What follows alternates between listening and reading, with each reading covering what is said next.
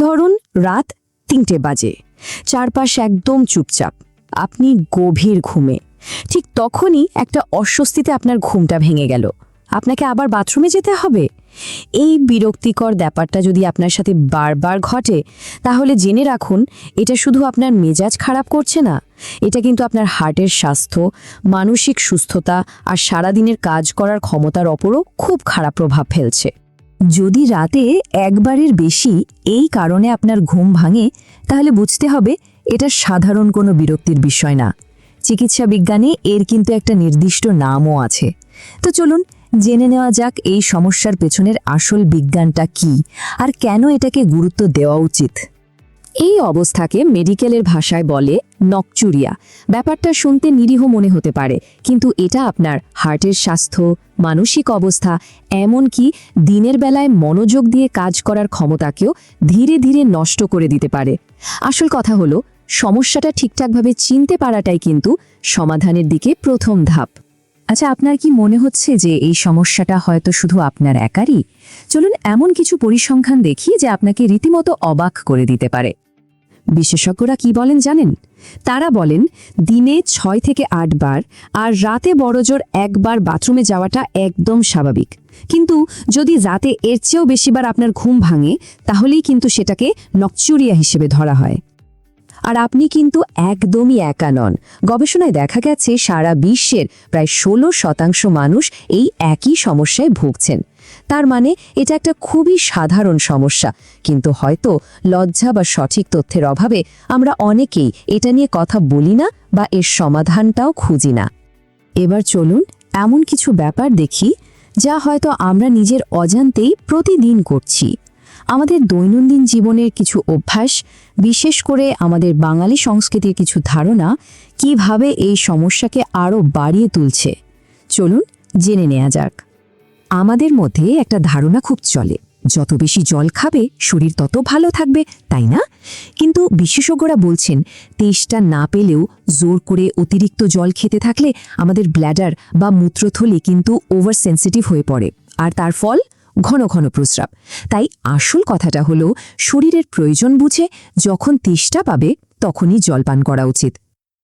এবার আসি কিছু ব্ল্যাডার ইরিটেন্টসের কথায়, মানে যে খাবারগুলো ব্ল্যাডারকে উত্তেজিত করে। যেমন ধরুন চা, কফি, অ্যালকোহল বা খুব বেশি মিষ্টি দেয়া পানীয়, এগুলো আমাদের ব্ল্যাডারকে ভীষণভাবে ইরিটেট করে, বিশেষ করে যদি বিকেল বা সন্ধ্যার পর খাওয়া হয়। এই পানীয়গুলো ব্ল্যাডারকে বারবার খালি হওয়ার জন্য সিগন্যাল পাঠাতে থাকে, আর তার ফল ভোগ করতে হয় মাঝরাতে ঘুম ভেঙে। তো সমস্যা আর তার কারণ তো বোঝা গেল, কিন্তু আসল প্রশ্ন হলো সমাধানটা কি?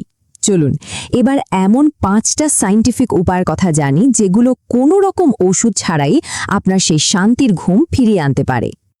এই 5টা উপায় হলো জীবনযাত্রারই কিছু সহজ পরিবর্তন, যা বিশেষজ্ঞরা প্রায় পরামর্শ দিয়ে থাকেন। কি সেগুলো? ফ্লুইড ম্যানেজমেন্ট, ডাবল ভয়েডিং, খাবারের লবণ কমানো, পা উঁচু করে রাখা আর কেগেল এক্সারসাইজ। চলুন এবার একটা একটা করে সবগুলো বিস্তারিতভাবে জেনে নিই।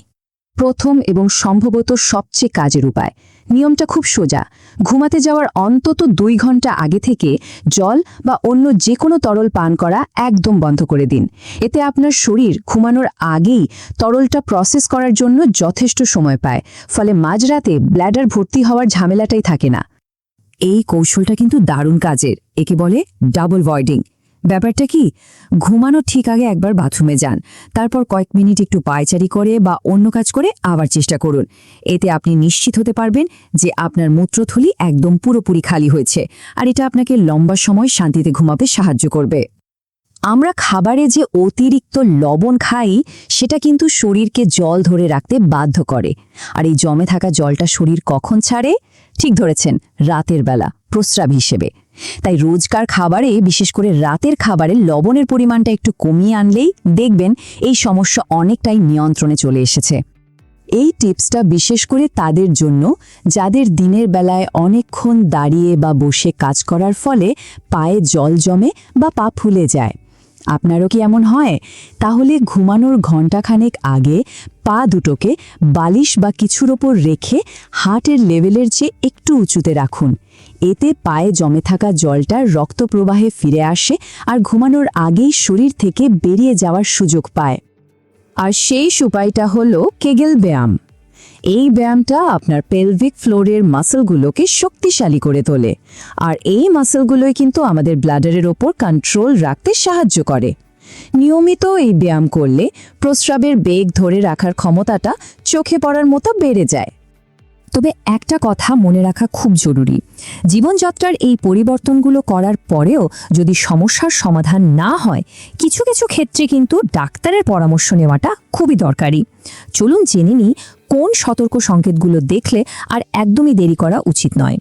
প্রথমে এটা মাথায় গেঁথে নিন যে নখছুরিয়া বা রাতে ঘন ঘন প্রস্রাব হওয়াটা নিজে কোনো রোগ নয়, বরং এটা অন্য কোনো বড় সমস্যার উপসর্গ বা লক্ষণ হতে পারে। যেমন ধরুন ডায়াবেটিস, ব্লাডার ইনফেকশন বা পুরুষদের ক্ষেত্রে প্রস্টেটের সমস্যা। তাই এই লক্ষণটাকে কখনোই হালকাভাবে নেবেন না। যদি আপনার প্রস্রাবের সাথে রক্ত যায়, প্রস্রাবের সময় জ্বালাপোড়া করে, কোনো কারণ ছাড়াই হুট করে ওজন কমতে থাকে, অথবা যদি মনে হয় মূত্রথলি পুরোপুরি খালি হচ্ছে না, এই লক্ষণগুলোর কোনো একটা দেখা দিলে আর এক মুহূর্ত দেরি না করে একজন ইউরোলজিস্ট বা মূত্ররোগ বিশেষজ্ঞর পরামর্শ নিন, কারণ এগুলো আরও বড় কোনো সমস্যার লক্ষণ হতে পারে। দিনের শেষে কথাটা খুব সহজ, আপনার শরীরই আপনার সবচেয়ে বড় সম্পদ, আর এর যত্ন নেওয়ার দায়িত্ব আপনারই। অভ্যাসের এই ছোট ছোট পরিবর্তনগুলোই কিন্তু আপনাকে আবারও সেই একটানা শান্তির ঘুমটা ফিরিয়ে দিতে পারে। তাহলে আজকের এই আলোচনা থেকে পাওয়া তথ্যের উপর ভিত্তি করে শান্তির ঘুম ফিরে পাওয়ার জন্য আজ রাত থেকে কোন অভ্যাসটা আপনি বদলানোর সিদ্ধান্ত নিচ্ছেন?